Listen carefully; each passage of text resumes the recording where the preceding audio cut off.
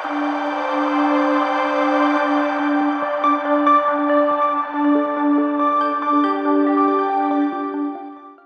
आजच्या भागामध्ये तुमच्या सगळ्यांचं स्वागत. गेले काही दिवस आपण एक मालिका चालवतो आहोत ज्यामध्ये मराठीमध्ये आपण अगदी सर्रास आणि अगदी आपल्या नकळत करणाऱ्या ज्या चुका आहेत त्यांच्याविषयी आपण समजून घेतो आहोत. आता भाषा तज्ज्ञ यास्मिन शेख यांनी त्यांना आलेला एक गमतीदार पण उद्बोधक आणि ज्ञानात भर घालणारा असा अनुभव सांगितला आहे. त्या काय लिहितात, माझी कन्या डॉक्टर शमा भागवत हिला भेटायला तिच्या 2 मैत्रिणी आल्या होत्या. मीही तिच्याकडे असल्यामुळे त्यांच्या गप्पात सामील झाले होते. एक जण म्हणाली, अहो आम्ही दोघी करंज्या करण्यासाठी स्वयंपाकघरात बसलो होतो. करंज्यांसाठी पीठ मळताना त्यात किती मोहन घालावं असं मी हिला विचारलं. हिनं मला किती मोहन घालावं म्हणजे करंज्या खुसखुशीत होतील हे सांगितलं. इतक्यात बाहेरच्या खोलीत बसलेला एकीचा नवरा आत आला आणि म्हणाला, मोहन मोहन काय बोलताय? काय ग, माझ्यावर टीका करताय की माझ्या चुगल्या करताय? आम्ही त्याला समजावलं, अरे पिठात किती मोहन घालायचं याविषयी आम्ही बोलत होतो, तुझ्याबद्दल नाही रे.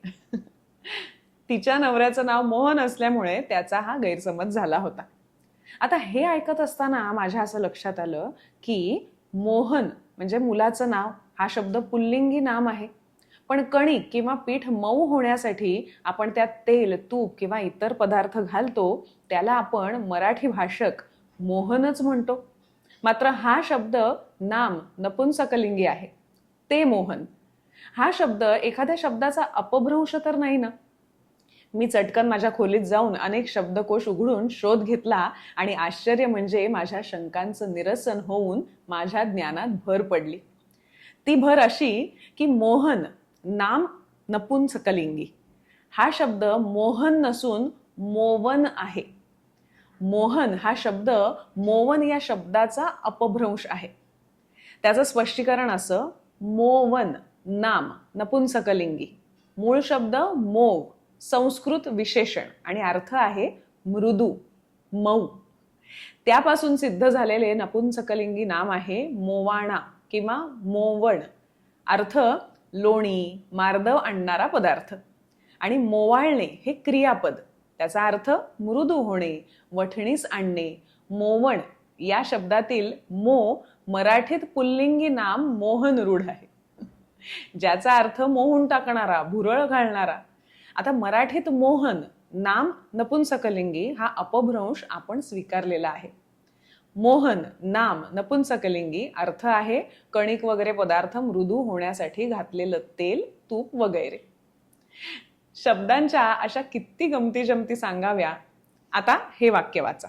त्या लेखकाच्या नव्या पुस्तकाचा ग्रंथ विमोचन समारंभ एका श्रेष्ठ साहित्यिकाच्या हस्ते पार पडला. आता या वाक्यातील ग्रंथ विमोचन समारंभ ही शब्द योजना सदोष आहे.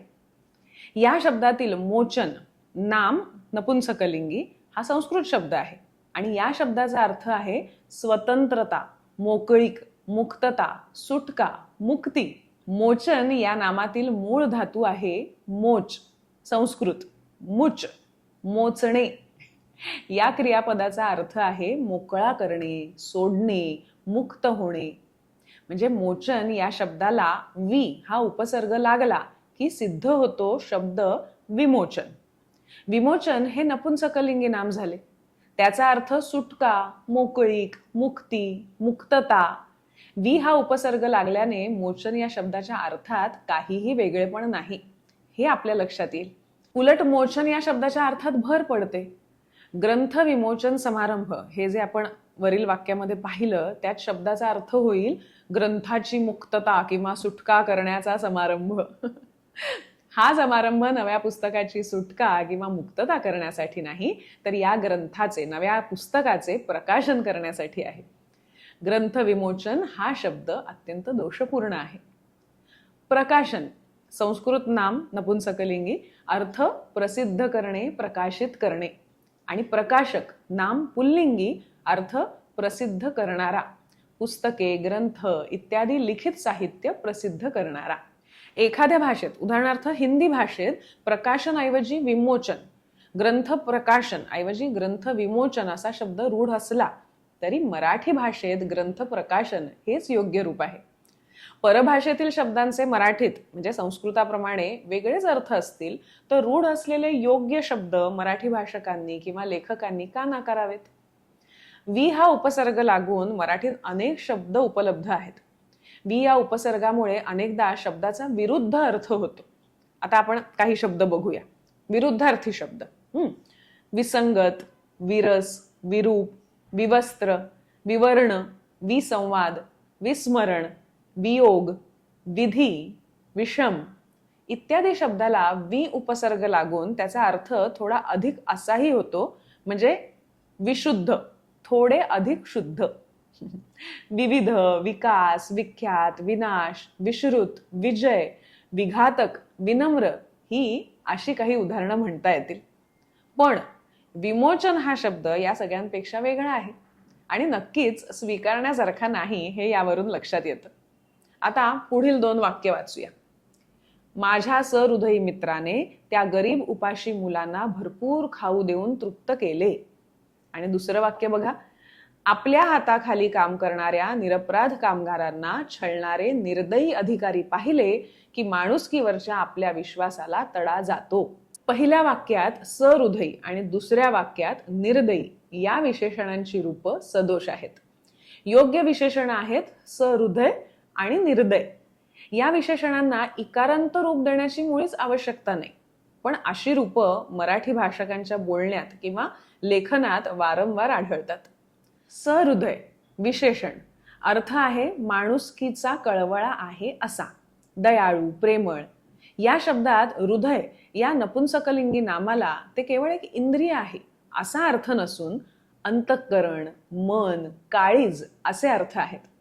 सहृदय म्हणजे ज्याचे अंतःकरण दुसऱ्याच्या दुःखाने व्यथित होते असा. आणखी एक विशेषण पहा. हृदय शून्य या विशेषणाचा अर्थ आहे माणुसकी नसलेला, दुसऱ्याच्या दुःखाने व्याकुळ न होता उलट आनंदित होणारा दुष्ट, म्हणजे सहृदयच्या विरुद्ध अर्थी हे विशेषण आहे. आता सहृदय हा संस्कृतातून मराठीने स्वीकारलेला तत्सम शब्द असला तरी संस्कृतात या शब्दाचे अनेक अर्थ आहेत. म्हणजे संस्कृत अर्थ बघूया. दयाळू, सरळ मनाचा, विद्वान, रसिक, आवड असलेला. आणि मराठीने या विविध अर्थांपैकी सुरुवातीला दिलेले अर्थच स्वीकारले आहेत. निर्दय विशेषण, अर्थ आहे दया नसलेला, कठोर, निष्ठुर, कठोर अंतःकरणाचा, दयाहीन. या दोन्ही विशेषणांचे सहृदयी आणि निर्दयी अशी इकारांत रूप करणं अत्यंत चुकीचं आहे. म्हणजे मग वरची वाक्य आहेत त्यात काय होईल? माझ्या सहृदय मित्राने आणि निरपराध कामगारांना छळणारे निर्दय अधिकारी पाहिले की विश्वासाला तडा जातो. आलं लक्षात? आता अशी काही अकारांत विशेषणं पाहूया. निर्भय, दुर्बळ, जटिल, निष्प्रभ, निर्मळ, द्वैभाषिक, चिंतातूर, निस्सीम, हृदयद्रावक, लक्षवेधक, अरसिक, सुरूप, कुरूप, सजीव, सगुण इत्यादी अशा अकारांत विशेषणांचे इकारांत रूप आपण कधीच करत नाही. मग सहृदय, निर्दय या अकारांत शब्दांना अपवाद का? मराठी भाषकांनी मराठीतील इतक्या समर्पक शब्दांची अवहेलना करू नये असे यास्मिनताई आवर्जून सांगतात. काही रुग्णांना रक्ताची इतकी आवश्यकता असते की रक्तदानासाठी सणासुदीचा मुहूर्त पाहूनच रक्तदात्यांनी रक्तदान करावे, तत्पूर्वी करू नये असा अट्टाहास नेत्यांनी का करावा? आता या वाक्यात अट्टाहास हा शब्द चुकीचा आहे. मराठीने संस्कृतातून स्वीकारलेला अट्टहास हा तत्सम शब्द आहे. संस्कृतात या शब्दाचे जे अर्थ आहेत ते सगळेच मराठीने स्वीकारलेले नाहीत. अट्टहास संस्कृत नाम पुल्लिंगी आणि अर्थ आहे भारी, मोठा प्रयत्न, मोठ्याने हसणे, मोठा स्वर, आक्रोश असे अनेक अर्थ आहेत. पण मराठीत या शब्दाचा अर्थ जोराचा पण चुकीचा आग्रह, दुराग्रह, हट्ट, हेका असा वेगळा अर्थ रूढ झालेला आहे. त्यामुळे वरील वाक्यातील अट्टाहास असा शब्दच मराठीत किंवा संस्कृतातही नाही. अट्टहास ट बरोबर आहे, टा चूक हाच निर्दोष शब्द आहे म्हणजे अट्टहास. तर वरील वाक्यात रक्तदान सणासुदीच्या सुमुहूर्तावर करावे, तत्पूर्वी किंवा त्यानंतरही रक्तदान करू नये, हा नेत्यांचा दुराग्रह आहे. त्यामुळे ज्या रुग्णांना रक्ताची निकड आहे त्यांच्यावर अन्याय होईल, त्यांचे प्राण वाचवणे अशक्य होईल याची जाणीव नेत्यांना नाही. दुराग्रहात म्हणजे अट्टहासात आपले म्हणणे खरे, दुसऱ्या कोणाचे म्हणणे ऐकायचेच नाही असा अर्थ अनुस्यूत आहे.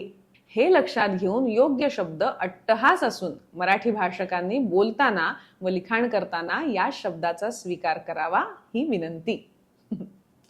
केव्हा केव्हा संस्कृतातील शब्द आपण मराठीत स्वीकारतो. शब्द लेखनात चूक होत नाही, पण अर्थ मात्र अगदी वेगळा करतो.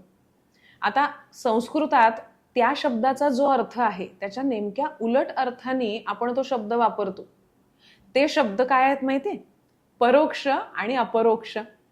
या शब्दाचे संस्कृतात अर्थ आहेत परोक्ष, विशेषण, आणि अर्थ आहे एक म्हणजे नजरे आड, अदृश्य, दुसरा गैरहजर, तिसरा गुप्त, गूढ, दृष्टी आड, आणि परोक्ष क्रियाविशेषण अर्थ एखाद्याच्या पाठीमागे, गैरहजेरीत, डोळ्यान आड, असमक्ष.